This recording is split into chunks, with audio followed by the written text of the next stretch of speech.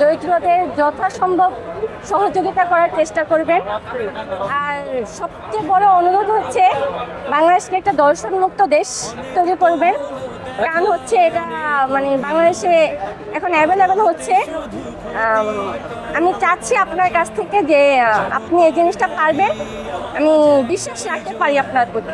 আপনি চেষ্টা করবেন যে সুন্দর একটা দেশ গড়ে তোলার জন্য, নারীদের যথাসম্ভব পরিবেশ সৃষ্টি করে দেওয়ার জন্য, যেন নারীরা সুন্দরভাবে দেশে চলাফেরা করতে পারে, স্বাধীনভাবে চলাফেরা করতে পারে, যেন কোনো রিস্ট্রিকশনের কোনো মুখোমুখি না হয়।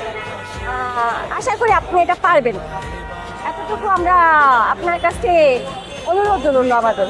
আপনার যে প্রত্যাশা, আপনার প্রত্যাশার জায়গাকে আমি সেলুট জানাই। আপনার নারীদের নিরাপত্তা এবং ইফটিজিং মুক্ত সমাজ এবং নারীদের অধিকার নিশ্চিত করার জন্য আমরা এই অঙ্গীকার বাস্তবায়ন করব। আমরা ইনশাল্লাহ আপনাদের একটা নিরাপদ, বাসযোগ্য এবং আপনারা যেন স্বাধীন পেশায় আপনারা দায়িত্ব পালন করতে পারেন, সেটা আমরা নিশ্চিত করব ইনশাল্লাহ।